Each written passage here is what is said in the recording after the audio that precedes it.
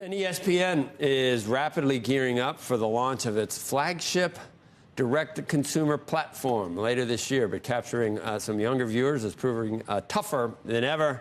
And now ESPN appears to be planning an unorthodox move to try and reel them in. CNBC Media and sports reporter Alex Sherman joins us now with more.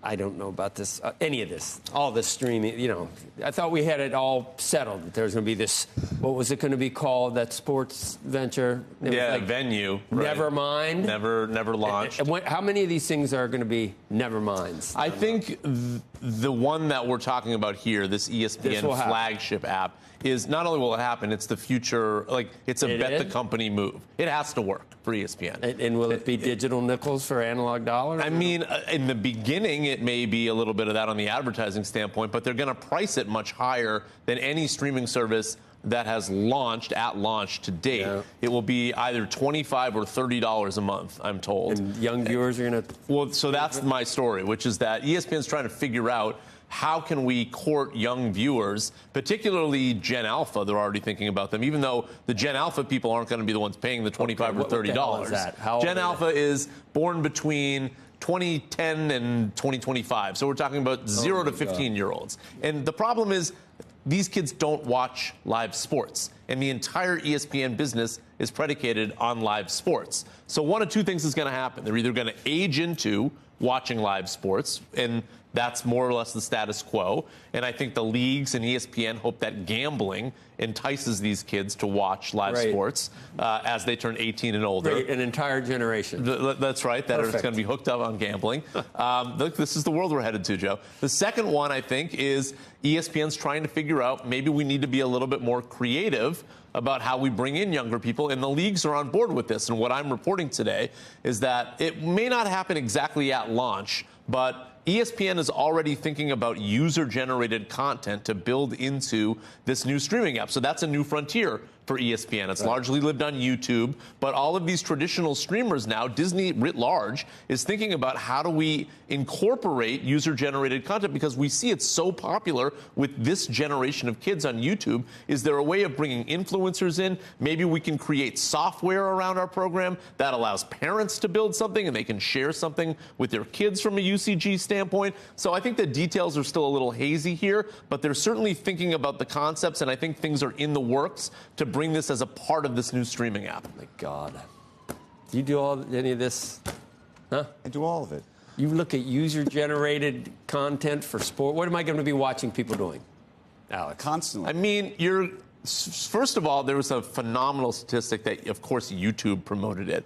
I don't remember the exact percentage, but it was like more than half of like Gen Z, so that's one generation above Gen Alpha, of the people surveyed would rather watch their favorite creator / influencer talk about a live event than watch the live event itself. So that expands beyond sports into things like the Oscars and so forth. But again, this is the world we're living in here. People would rather watch YouTube. It doesn't even need to be a time-dependent thing. You could watch days later. It doesn't need to be on the event. Demo, that's a world that we're living in. And yeah, they want to watch their favorite people talk about the thing. Why was I so happy with 1,000 cable channels and a remote control? I think a lot of people are happy with that because it's easier.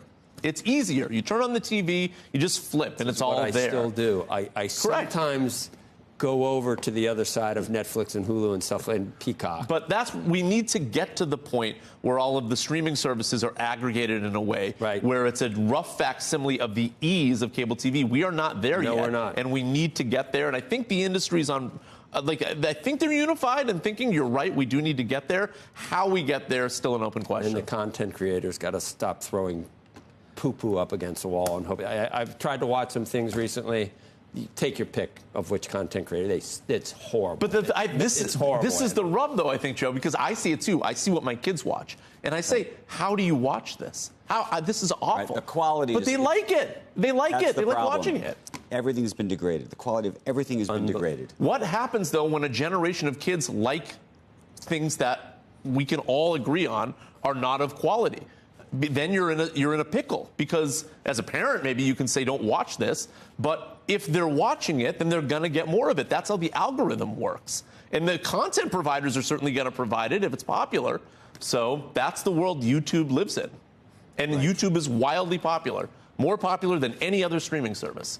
And so now the other streaming services are starting to take notice and being like, do we really care if the quality is all that good? We need to at least incorporate some lower quality things here if that's what the audience wants. And you use YouTube, do you not? I mean, TV? I go down the YouTube rabbit hole constantly. And sometimes you hit stuff that's good, and sometimes you hit stuff that's bad. And I think part of it is the changing nature of how people watch, which is to say, you watch for 5 to 10 minutes, you find this part good, you find that part bad, you fast forward through whatever, and then you go to the next one. And so as a result, all of a sudden, you have to have a massive supply of content simply to fulfill this sort of strange demand curve that's developed. 5 minutes is generous. My 8-year-old only watches YouTube Shorts. He's watching 5 seconds and then scrolling, but on a TV screen, not on his phone. So this is TV now. Right. And that's the issue. Yeah, you so keep saying a this is beautiful show that costs Right. $5–10 million for an hour worth of content is sort of a heavy lift for folks if people are not going to actually sit and watch the whole thing. With nothing coming in, how are they going to spend money, doing the hour of quality? It's a lovely business model for YouTube, which has to spend no dollars on content creation, minimally, relatively, and yet they get all the eyeballs and the advertising revenue. Well, you keep telling me this is a world we're living in. Yes, for younger people. Right. Yes. I need help with this. Because this is not the world I'm living in. You can ignore it. I don't even know what you're talking about. Just keep watching CNBC. Let me just ask you one big piece of this, though.